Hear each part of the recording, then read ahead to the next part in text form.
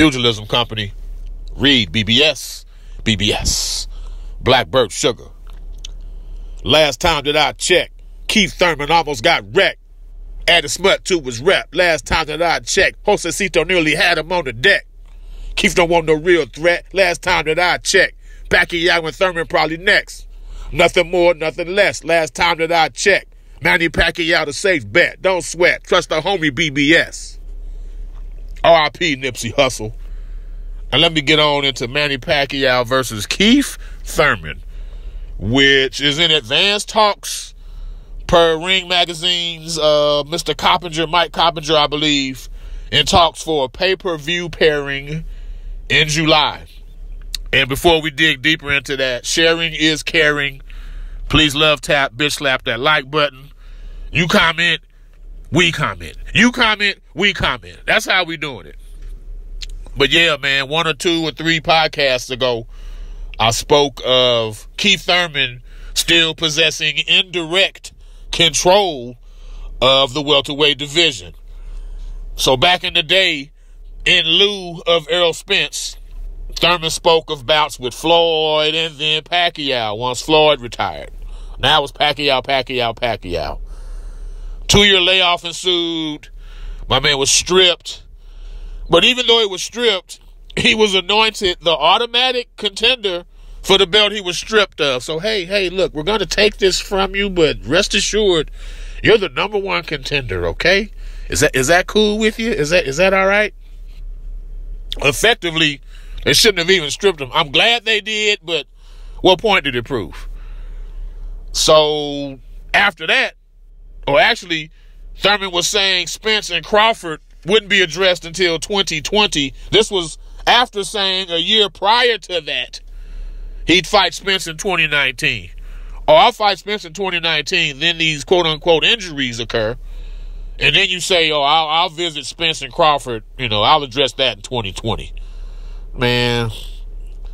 Anyways, at long last, you return. You look like stir-fried feces versus Josecito Lopez. And now this, Manny Pacquiao. As much as Thurman truly doesn't deserve this fight, it's here. He doesn't deserve it. It's here.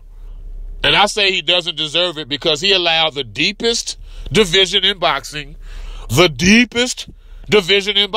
stagnate. It stagnated because of him. That's just what that is. Nonetheless, as everybody stood in line, as soon as Pacquiao signed with Al Heyman, everybody stood in line, hitting up Pacquiao, trying to get that date. Like Pacquiao's the new pretty girl on the block, the new pretty girl in high school, and prom about to come up. Everybody want to take her to prom. You got Ronnie, Bobby, Ricky, and Mike all pushing up on her, pursuing her. Hey, let's go, let's do this. All the while, she like Ralph. She don't like y'all. She like Ralph. And Ralph ain't even really paying that much attention to her, but she like Ralph. Yes, Pacquiao was pursuing Keith Thurman. That's the fight he's safe with taking for now. Makes the most sense to him. He watched Errol Spence versus Mikey, and yeah, you could tell by his body language when he got in the ring with EJ that was not going to happen. Meanwhile, as soon as Thurman Lopez ended, all the ring announcer, the in-ring interviewer for Fox talked about was Pacquiao next.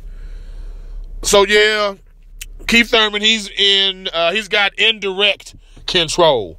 It's not like Janet Jackson control. It's not like that. It's more like some LaToya Jackson or some Reby Jackson control, some lower level shit. But at 147, as soon as he made his decision to fight Pacquiao, now all these other dominoes are starting to drop. But rest assured, just like I said in my prediction at the beginning of this podcast, Keith Thurman's indirect control of 147 is coming to an end. Rest assured. From the home of the 3-piece combos, Pugilism Company. Read BBS, BBS. Black Birch Sugar, Bachelor's in Boxing Studies. When all is said and done, there's nothing left to say or do.